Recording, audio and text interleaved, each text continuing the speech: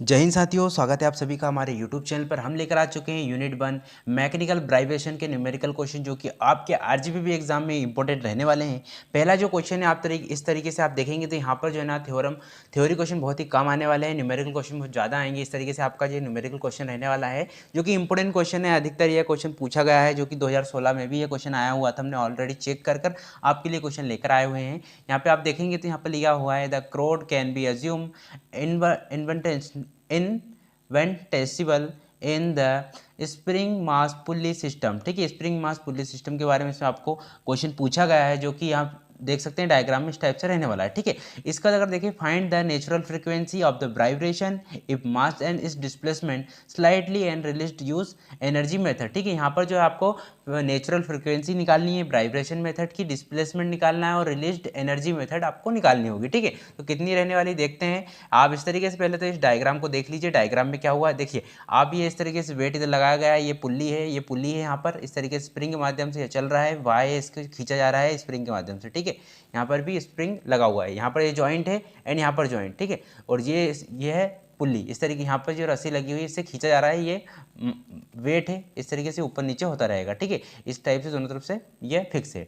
इसके बाद अगर हम देखें इसकी थ्योरी क्वेश्चन, जो थ्योरी इसकी क्या बनेगी, तो यहाँ पर जो गिवन डाटा रहता है वो आपको लिखना होगा। ठीक है, तो गिवन डाटा में हमें क्या लिखना है वो देखते हैं सबसे पहले। तो जो गिवन डाटा आपको अपने मन से भी आप लिख सकते हैं, मेन इंपॉर्टेंट पॉइंट आपको बता देते हैं, बाकी आप अपने मन से लिख लीजिएगा गिवन डाटा क्या क्या इसमें रहने वाला है। ठीक है, सबसे पहले तो downward of displacement of y, मतलब जो डाउनवर्ड डिस्प्लेसमेंट है वो वाई है, and of the central of the pulley will render a length y, इसकी लेंथ वाई रहने वाली कि इस तरीके से आप स्वयं से लिख सकते हैं। मास इधर नीचे डाउनवर्ड में होने वाला है, एक इसमें वेट लग रहा है, यहाँ पर ये मास, इस पुल्ली का रेडियस आर, यहाँ लेंथ के, एंड इस तरीके से इनका आप लिख सकते हैं। चाहे तो इसके स्क्रीनशॉट ले लीजिए, डायरेक्ट हम आपको सॉल्यूशन बताएंगे, ताकि टाइम आपको बहुत कम बचा हुआ है, इससे जल्दी जल्दी से हम क्वेश्चन को करवा देते हैं। यहाँ पर डिग्री थीटा रहने वाली है, वाई इक्वल टू यहाँ पर जो रहेगा x/2 रहेगा, आपको ये लिख लेना है, और x इक्वल टू यहाँ पर 2y रहने वाला है।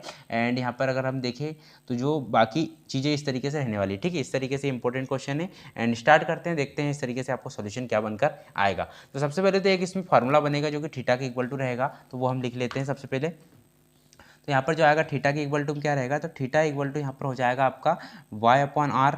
ठीक है, y/r इक्वल टू x/2r।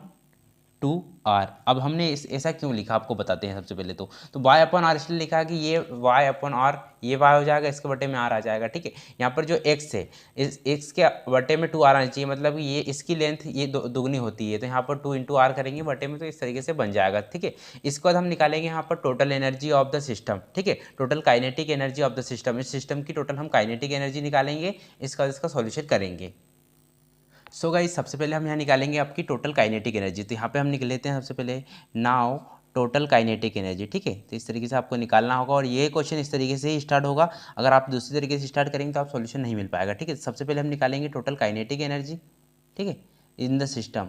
ठीक है, इस तरीके से आपको लिखना है total the kinetic energy of the system. इस तरीके से हम काइनेटिक एनर्जी निकालेंगे। जो काइनेटिक एनर्जी रहता है उसका फार्मूला आपको लिखना होगा।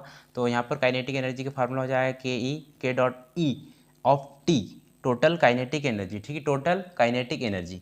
इसके बाद हम निकालेंगे इक्वल टू इसके जो काइनेटिक एनर्जी थी, kinetic energy of mass, kinetic energy of mass का फार्मूला, प्लस यहाँ पर निकालना होगा काइनेटिक एनर्जी ऑफ पुल्ली का। ठीक है, इस तरीके से निकालना होगा आपको पुल्ली। इस तरीके से आप निकालेंगे तो यहाँ पर आपका इक्वल टू 1/2 हो जाएगा इसका मास का, तो रहेगा 1/2 mx²। जिसने रेले की मेथड की वीडियो देखी है वही ये क्वेश्चन को अच्छी तरीके से समझ सकते हैं, क्योंकि ये वाला फार्मूला उसमें यूज़ किया गया था। ठीक है, इसके बाद हम इस तरीके से बनाएंगे तो यहाँ पर रहेगा आपका 1/m y² प्लस यहाँ पर जाएगा 1/j θ²। ठीक है, ये पुल्ली का है, टोटल पुल्ली की काइनेटिक एनर्जी, और ये दोनों। ठीक है, ये हो जाएगी आपकी काइनेटिक एनर्जी ऑफ मास। ठीक है, ये हो जाएगा कंप्लीट। अब इसके यहाँ पे हम एक फार्मूला लगाएंगे, हम लिखेंगे सेंस, यहाँ पर हो जाएगा आपका y = x/2। हमने बताया आपको ऑलरेडी इसमें क्वेश्चन में शो रखा है, तो y = यहाँ पर x/2 लिखना है आपको। ठीक है, इसके बाद देयरफॉर यहाँ पर जो y की वैल्यू हम लिखेंगे x/2। ठीक है, इस तरीके से लिख लिया हमने। एंड यहाँ पर हम निकालेंगे थीटा की वैल्यू। ठीक है, तो थीटा की वैल्यू निकालने के लिए हम लिखेंगे x/2r, हमने ऑलरेडी क्वेश्चन में आपको मिला ही है। तो यहाँ पर हो जाएगा आपकी देयरफॉर जो कि थीटा की वैल्यू हो जाएगा, कैपिटल में लिख रहे हैं हम जो कि ये आर हो जाएगा। ठीक है, इस तरीके से हम लिख सकते हैं इसे 2r, इससे डायरेक्ट हम इस तरीके से इस भी लिख सकते हैं x/r से। ठीक है, अब हम निकालेंगे इसकी सब्स्टिट्यूटिंग वैल्यू। ठीक है, सो गाइस हम निकालने वाले हैं इसकी सब्स्टिट्यूटिंग वैल्यू का इक्वेशन। ठीक है, तो यहाँ पे इक्वेशन निकालेंगे तो सबसे पहले हम इसके समीकरण 1 दे देते हैं जिससे हम इक्वेशन लेंगे। तो हम समीकरण 1 से इक्वेशन ले रहे हैं। यहाँ पे लेने के बाद हम लिखेंगे kinetic energy of total kinetic energy 1/mx का स्क्वायर हो जाएगा आपका, एंड प्लस यहाँ पे हो जाएगा 1/2 इंटू एम, यहाँ पर हो जाएगा आपका एक्स के स्क्वायर ऊपर, और यहाँ हो जाएगा अब 4 प्लस 1/2 इंटू हो जाएगा आपका 1/2 एम आर का square of x square upon r का स्क्वायर। ठीक है, ये फार्मूला हमने यहाँ से लिया है एंड ये वाला फार्मूला यहाँ से लिया हुआ है।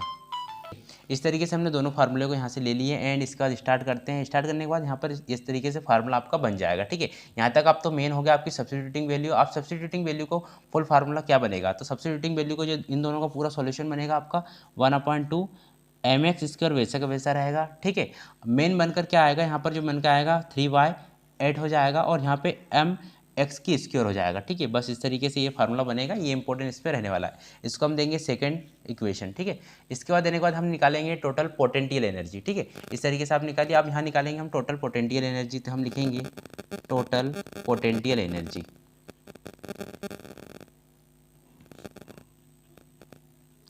हम निकालेंगे यहाँ पर total potential energy of the system. ठीक है, इस तरीके से आपको लिखना होगा। यहाँ पे हम निकालेंगे तो P.E ऑफ T, क्योंकि टोटल पोटेंशियल एनर्जी निकाल रहे हैं इसलिए लिखना होगा। इसकी होगी टोटल पोटेंशियल एनर्जी 1/2 KY का स्क्वायर, ये फार्मूला रहता है इसका, एंड इसके इक्वल टू में होगा जो 1/2 K, और Y की वैल्यू हमने लिखा था x/2, तो इसका स्क्वायर निकालेंगे तो 2 का स्क्वायर 4 हो जाएगा, तो यहाँ पे डायरेक्ट हम 4 लिखेंगे। ठीक है, 4 एंड x का स्क्वायर इक्वल टू 1/8 और के एक्स का स्क्वायर। ठीक है, इस तरीके से फार्मूला बन जाएगा। इसे हम लिखेंगे थर्ड इक्वेशन दे देंगे यहाँ सर, हम थर्ड इक्वेशन यहाँ से प्रोवाइड हो जाएगी। ठीक है, अब हम निकालेंगे नाउ अकॉर्डिंग एनर्जी मेथड। हम निकालेंगे यहाँ पर energy method, total energy of the system remain constant. ठीक है, यहाँ पर जब सिस्टम पर एनर्जी कांस्टेंट रहेगी तब इसका क्या सॉल्यूशन बनकर आएगा। सो अब इस तरीके से लिखना होगा आपका, now according to energy method total energy of the system, total energy of the system की एंड रिमेन कांस्टेंट। ठीक है, यहाँ पर एनर्जी कांस्टेंट रहेगी, तो यहाँ पर जो फार्मूला बनेगा आपका dy/dt हमको डिफ्रेंशिएट करना होगा, एंड यहाँ पे इस तरीके से हो जाएगा आपका kinetic energy, total kinetic energy. ठीक है, इस तरीके टोटल काइनेटिक एनर्जी प्लस आपका टोटल पोटेंशियल एनर्जी का। ठीक है, तो टोटल पोटेंशियल एनर्जी।